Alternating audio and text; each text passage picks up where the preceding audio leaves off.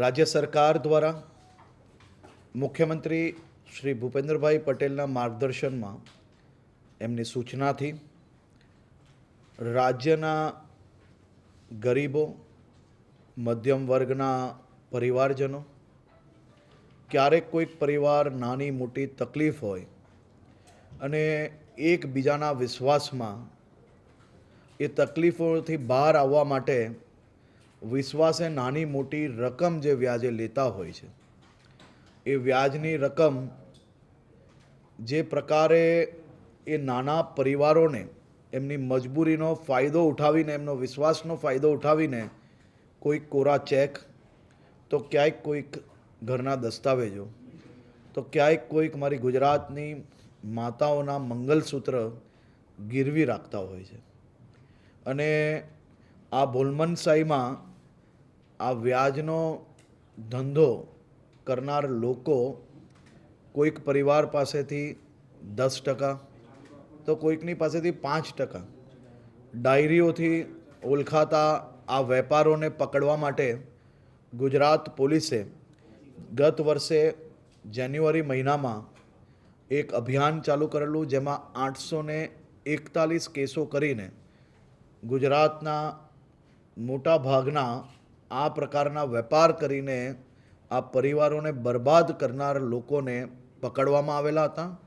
આ વર્ષે આ અભિયાન ગુજરાતભરમાં ચાલુ કરવામાં આવ્યું છે. પહેલા મહિનામાં અમારું ફોકસ જે નાની રકમો હોય છે, કારણ કે 1 લાખથી લઈને 5 લાખ રૂપિયા સુધીની જે ડેલી ડાયરી તરીકે ઓળખાતા જે વેપલાઓ છે, તેને પકડવા માટેનો આખું અભિયાન ગુજરાત પોલીસ દ્વારા ચાલુ કરવામાં આવ્યું છે. કુલ 10 દિવસમાં 226 લોકોને પકડવામાં આવ્યા અને 134 ગુનાઓ રાજ્યભરમાં દાખલ કરવામાં આવ્યા છે. જેમાં રથયાત્રા હોવાના કારણે મોટા મહાનગરોમાં કામગીરી આજથી શરૂ થઈ છે અને ગુજરાતભરમાં, ગુજરાતના તમામ જિલ્લાઓમાં આ વ્યાજખોરીના વિરુદ્ધમાં આ અભિયાનમાં આ પરિવારોને ન્યાય અપાવવાની કામગીરીની એક અભિયાન ચાલુ કરવામાં આવ્યું છે. માત્ર આ વ્યાજનું દૂષણ ફેલાવનાર લોકોને પકડવાનું એટલું જ નહીં, પરંતુ સાથે સાથે સરકારની વિવિધ યોજનાઓ થકી આ પરિવારોને લોન અપાવવાની કામગીરી બી ગુજરાત પોલીસ દ્વારા કરવામાં આવી રહી છે.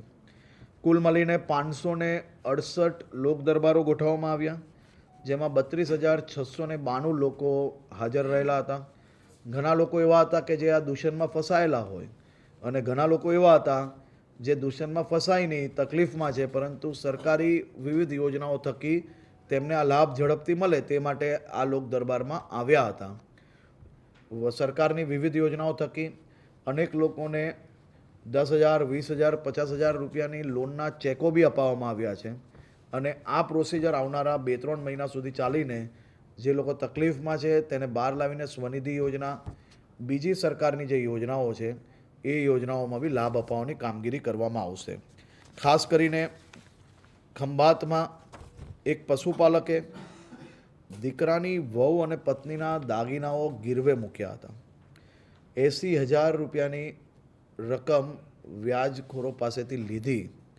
કુલ મળીને 2.93 લાખ રૂપિયા આપવા છતાં આ વ્યાજખોરો હેરાનગતિ ક્યાંક ને ક્યાંક કરતા હતા. આ વડીલ બાપુજીને જ્યારે પોલીસના આ અભિયાનની માહિતી મળી, એકબીજાની આંખની શરમના કારણે એ આવતા નહોતા.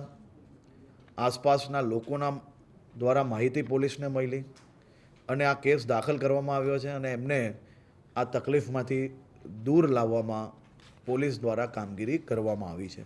એ જ રીતે એક શહેરમાં 10% માસિક વ્યાજના જે કામો ચલાવતા હતા, લારી ગલ્લા અને ડેલી વેપાર કરીને જે લોકો ગુજરાન ચલાવે છે, એવા લોકોને આ 10%ની ડાયરીઓના વેપારથી જે લોકો દરરોજ જે કમાતા હતા એમાંથી મોટા ભાગની રકમ આ લોકો ક્યાંક ને ક્યાંક વ્યાજના નામે લઈ જતા હતા, એને બી પકડવામાં આવ્યા છે.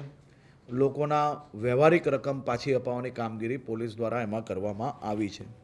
આણંદ જિલ્લામાં એક ગામમાં એક માતાના સપનું કે પોતાના દીકરાને વિદેશ ભણવા મોકલશે અને વિદેશ ભણવા મોકલવાના કારણે 3 લાખ રૂપિયા જે 5% વ્યાજે લીધેલા હતા એ માતાને બી આ લોકો દ્વારા જે હેરાનગતિ હતી એમના પરિવારને એમાંથી બી છૂટકો અપાવવા માટે પોલીસ દ્વારા કામગીરી કરવામાં આવી છે ને હજી ચાલી રહી છે. આ બધા જ લોકોને સરકારી યોજના થકી આનાથી વધારે રકમ કઈ રીતે મળી શકે છે, એ પ્રોસેસ કઈ રીતે કરી શકાય છે, તેની બી માહિતી પોલીસ અને સરકારી તંત્ર દ્વારા મુખ્યમંત્રીશ્રીની સૂચનાથી આપવામાં આવી રહી છે.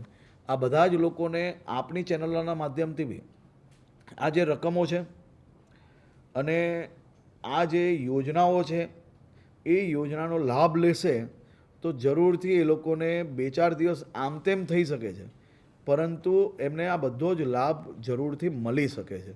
તે માટે પોલીસ વિભાગ બી અને જિલ્લા વહીવટી તંત્ર બી સાથે મળીને આવનારા દિવસોમાં આ જે કિસ્સાઓ છે કે કિસ્સામાં લારી ચલાવવા માટે દરરોજ કેટલા રૂપિયાની જરૂર પડે અને એ લોકો કેટલા રૂપિયા આવી તર એવરેજ ડાયરી પર લેતા હોય છે, તો એ લોકોને કઈ કઈ યોજનાઓનો લાભ મળી શકે અને ભવિષ્યમાં બી રૂપિયાની જરૂર હોય તો કઈ રીતે રૂપિયા આપણે એને સરકારી યોજના થકી અપાવી શકીએ, તે કઈ રીતે માહિતીઓ પહોંચાડવી લોકો સુધી, એનો બી પ્રયાસ આ અભિયાન દ્વારા કરવામાં આવી રહ્યો છે.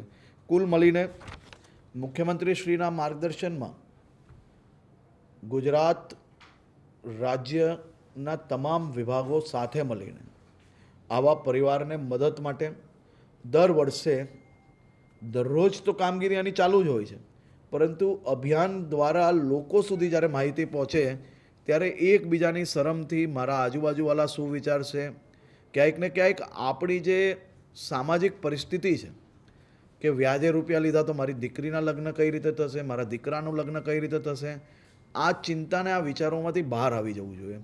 મારી તો આવા પરિવારના સૌ સગા સંબંધીઓને બી વિનંતી છે કે આપણા કોઈ સગા સંબંધી આવા કોઈ વિષયની અંદર ફસાયા હોય તો એને સમજાવીને બહાર લાવો, પોલીસ સુધી આ માહિતી આપો. પોલીસ સ્ટેશનની અંદર જો તમારે કોઈ બી પ્રકારની અગવડતા હોય, તમને મદદ ના મળતી હોય તો સિનિયર અધિકારીને મળો. સિનિયર અધિકારી દ્વારા જો તમારો ઉકેલ ના આવતો હોય તો સોમ મંગળવારે ગાંધીનગરમાં અમે હંમેશા બધા જ જે અરજદાર છે એને મળતા હોઈએ છીએ અને મારી ઓફિસને બી જો જાણકારી આપશો તો આ પ્રકારની માહિતીને અમે ટેલિફોનિકના માધ્યમથી બી નીચે એસપીને જાણકારી આપીને આ કામગીરી કરાવીએ છીએ. પરંતુ આ અભિયાનને લઈને કોઈ બી વ્યક્તિ કોઈના સાચા રૂપિયા, કોઈએ તકલીફમાં મદદ કરી હોય, કોઈકે વ્યાજ વગર મદદ કરી હોય અને હવે રૂપિયા નથી અપાતા, હવે રૂપિયા નથી આપવા એમ કરીને ખોટી અરજી કરશે તો એની ઉપર બી પગલાં ભરવા માટે સૂચના આપી છે. કારણ કે સમાજ જીવનમાં એકબીજાનો વિશ્વાસ બેઉ બાજુથી ટકાવી રાખવો ખૂબ જરૂરી છે. રૂપિયા ભલમાનસાઈમાં આપેલા હોય એ રૂપિયા પાછા ના આપવા માટે ખોટી અરજી કરવી એ બી ના ચલાવી લેવું એ બી ખૂબ જરૂરી છે. કારણ કે સમાજ જીવનમાં એકબીજાનો વિશ્વાસ બી ટકાવી રાખવાનો છે, એકબીજાની તકલીફમાં સમાજના એકબીજા વ્યક્તિઓનો આપણે ઉપયોગ કઈ રીતે કરી શકાય તે બી વ્યવસ્થા આપણે બનાવી રાખવાનો પ્રયત્ન કરીએ છીએ. ક્યાંય બી આ અભિયાન દરમિયાન કોઈ બી જગ્યા પર એવું લાગે કે અમે માત્ર મદદ કરી છે, ટકો વ્યાજ આપતા હતા સામનેથી, ખોટી રીતે તમને હેરાનગતિ થાય છે, તો બી આપ જરૂરથી મને ઈમેલના માધ્યમથી, પત્રના માધ્યમથી બી જાણકારી આપશો તો અમે જરૂરથી ખોટું થતાં અટકાવવા માટે પ્રયત્નશીલ રહેશું. પરંતુ ડાયરી જોડે ધંધો કરતા અગર કોઈ બી સરકારી કર્મચારી હોય અને પોલીસ સ્ટેશન જો તમારી ફરિયાદ ના લે તો એની બી માહિતી તમે પત્ર દ્વારા ઉચ્ચ અધિકારીઓ, ડીજીપી, એસીએસ હોમ અને મારી કાર્યાલયે બી કરી શકો છો. અમે આ પ્રકારના બી કિસ્સાની અંદર કડક પગલાં જરૂરથી ભરવા માંગીએ છીએ. કારણ કે લાખો લોકો આજે અલગ અલગ વહીવટી તંત્રમાં જોડાયેલા હોય, એમાંથી જો કોઈ બી વ્યક્તિ તમને એવું લાગતું હોય કે આ પ્રકારનો ધંધો કરે છે અને આપણે હેરાન કરે છે અને પોલીસ સ્ટેશનમાં આનું લઈ જવાય કે ના લઈ જવાય, જરાય ચિંતા નહીં કરતા, તમે અરજી જરૂરથી આપજો ને અરજીની કોપી અમારી કાર્યાલય સુધી મોકલજો, જેથી આવા લોકો પર બી પગલાં ભરવામાં અમને સાચી માહિતી અહીંયા સુધી મળે. આભાર.